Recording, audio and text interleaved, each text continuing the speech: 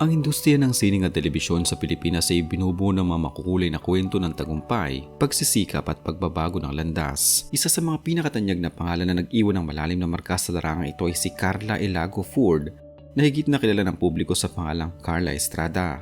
Mula sa kanyang simpleng simula sa probinsya hanggang sa pagiging isa sa mga pinaka-pinapanood na host at aktres sa bansa, ang kanyang buhay sumasalamin sa katatagan ng isang individual sa harap ng mga personal at profesional na hamon. Sa pagdaan ng mga taon, ang kanyang karera ay hindi lamang umikot sa pag-arte at pag-awit kundi lumawak din ito patungo sa iba pang mga krusyal na gampanin na nagpabago sa kanyang imahe sa mata ng publiko. Isinilang si Carla Estrada noong 21 ng Nobyembre 1974 sa Tacloban sa lalawigan ng Leyte. Siya ay anak ng isang Pilipinang ina at isang Amerikanong ama. Ngunit lumaki siya na hindi nakasama ang kanyang ama dahil sa isang maling impormasyon na natanggap nito na pumanaw ang sanggol pagkabuo pa lamang. Ang kanyang kabataan ay naging masalimot dahil ang kanyang pamilya na unang nakaranas ng karangyaan ay dumanas ng matinding pagsubok sa pananalapi matapos pumanaw ang kanyang lolo na siyang pangunahing nagtataguyod sa kanilang kabuhayan. Dahil sa mga pagbabagong ito, napilitan silang manirahan sa Tacloban kung saan maagang namulat ang batang si Carla sa mga totoong hamon ng buhay. Sa kabila ng mga kulangan sa pinansyal na aspeto, hindi ito naging hadlang upang pangarapin niyang makapasok sa mundo ng sining, isang hangarin na baon niya sa bawat pagsali sa mga lokal na patimpalak sa pag-awit sa kanilang komunidad. Ang pinto ng pagkakataon ay bumukas para sa kanya na madiskubre siya ng isang kilalang talent manager at manunulat na si Nap Gutierrez sa isang establishmento ng musika sa Quezon City. Ang pagkakatuklas na ito ang nagdala sa kanya upang maging bahagi ng sikat na kabataang palabas na That's Entertainment sa ilalim ng pangangasiwa ni Herman Moreno noong 1987. Kung saan siya ay napabilang sa Wednesday Group.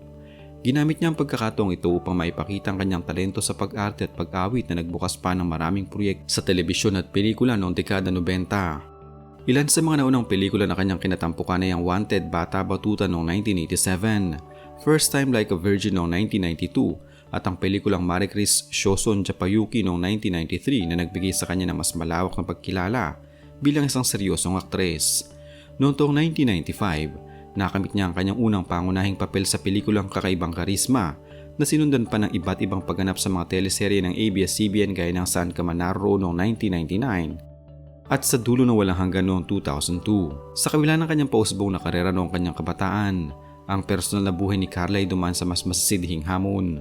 Partikular na ang pagiging isang solong ina sa kanyang apat na anak na sina Daniel Padilla, Jose Carlito Padilla, Margaret Planas at Carmela Ford. Ang bawat anak niya ay nagmula sa magkakaibang ama, isang katotohanan na madalas maging paksa ng usap-usapan ngunit buong puso niyang hinarap ng mag-isa sa pamamagitan ng pagbabalik sa trabaho upang mapag-aral at mabigyan ng magandang kinabukasan ng kanyang pamilya. Ang pag-angat ng karera ng kanyang panganay na anak na si Daniel Padilla bilang isang premyadong aktor ay nagdala ng bagong liwanag sa kanyang buhay, kung kaya tinawag siyang Queen Mother ng industriya. Noong 2016, lalong napatatag ang kanyang posisyon sa telebisyon nang pumirma siya ng isang eksklusibong kontrata sa ABS-CBN upang maging isa sa mga pangunahing host ng pang-umagang palatuntunan ng magandang buhay kasama sina Jolila Magdangal at Melay Cantiveros. Gayunpaman, ang maayos na takbo ng kanyang karera sa telebisyon ay biglang nagbago noong Oktubre 2021 na magpasya siyang pumasok sa larangan ng politika.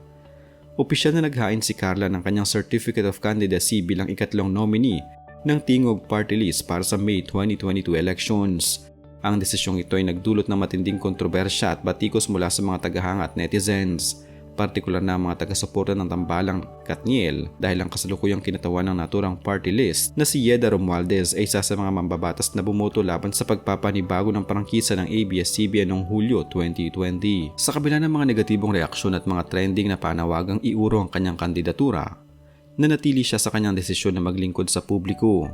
Dahil sa kanyang opisyal na pagtakbo, kinailangan niyang lisanin ang mga programang magandang buhay noong June 2022 upang maiwasan ang mga isyu sa regulasyon ng kahalalan at upang magkaroon ng sapat na panahon para sa kampanya.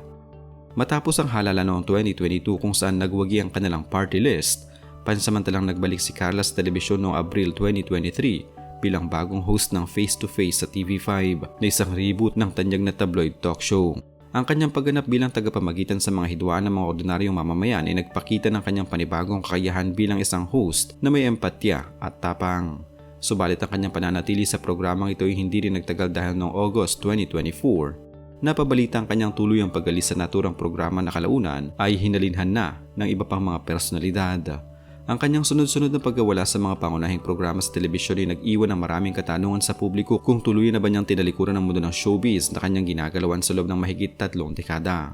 Ang mga huling ulat hinggil sa kanyang buhay pag-ibig ay nagpapakita na mas pinipili niya ngayon ang isang tahimik at pribadong relasyon malayo sa mga lente ng kamera. Matapos ang kanyang nakaraang pakikipagrelasyon kay Jam Ignacio na natapos din na kalaunan, inihayag ni Carla sa mga panayam na siya ay kasalukuyang masaya sa kanyang kasintahan ngunit pinapahalaga niya ang pribadong aspeto ng kanilang pagsasama. Nilinaw niya na wala pa sa kanilang mga plano ang magpapakasal sa kasalukuyan dahil mas nakatutok siya sa kanyang mga personal na responsibilidad at sa kapakanan ng kanyang mga anak at magiging mga apo. Ipinahayag din niya na mas mahalaga para sa kanyang takbo ng buhay pag-ibig ng kanyang mga anak kaysa sa kanyang sariling romantikong estado na nagpapatuloy ng kanyang walang kapagurang pagmamahal bilang isang ina. Sa kasalukuyang taon ng 2026, ang pinakahuling balita tungkol kay Carla Estrada ay nagpapatunay na ang kanyang atensyon ay ganap na nakatuon sa dalawang mahalagang aspeto, ang politika at ang kanyang pamilya. Bilang ikatlong nominee ng Tingog Party List, naging aktibo siya sa mga nagdaang kampanya at aktibidad para sa May 2025 elections kung saan ang kanilang grupo ay muling nagkamit ng mataas na bilang ng boto at nakakuha ng 3 pwesto sa House of Representatives para sa darating na ika-20 Kongreso. Ang proklamasyon ng mga nanalong party list ng Commission on Elections noong Mayo 2026 ay nagpapatibay sa kanyang opisyal na katayuan bilang isang lingkod bayan na handang magsilbi sa kanyang mga kababayan, partikular na sa rehiyon ng Silang Visayas kung saan siya nagmula. Ang gawaing ito ay nag-aalis sa kanya sa tradisyonal na schedule ng taping sa telebisyon at nagdadala sa kanya sa iba't ibang komunidad upang mamahagi ng tulong at programa. Bukod sa kanyang mga tungkulin sa pamahalaan, si Carla ay labis ding abala ngayon bilang isang gabay o stage mom sa kanyang mga anak, partikular na sa kanyang bunsong anak na si Lelia Ford na kamakailan ay sumabak bilang isang housemate sa Pinoy Big Brother. Naging tampok sa mga balita ang kanyang matatag na paninindigan na hayaang maging natural o organic ang laban ng kanyang anak sa loob ng bahay ni Kuya. Sa pamamagitan ng hindi pagbuhos ng malaking halaga ng salapi para lamang sa mga boto, upang matutunan nito ang tunay na halaga ng pagsisikap. Bukod dito, patuloy din siyang nagbibigay ng suporta sa kanyang panganay na si Daniel Padilla kung saan bukas niyang ipinahayag na handa na siyang makita itong magtayo ng sariling pamilya dahil sa tamang edad at kakayahan na ito. Hinarap din ng kanilang pamilya mga personal na hamon kabilang ang pagtatapos ng mahabang relasyon ni Daniel noong huling bahagi ng 2023 na kanilang nalampasan ng may paggalang at katahimikan upang maiwasan ang karagdagang ingay sa publiko. Sa usapin ng kanyang sariling pagunlad, patuloy na pinatutunayan ni Carla na walang pinipiling edad ng pagkatuto at pagbabago ng sarili.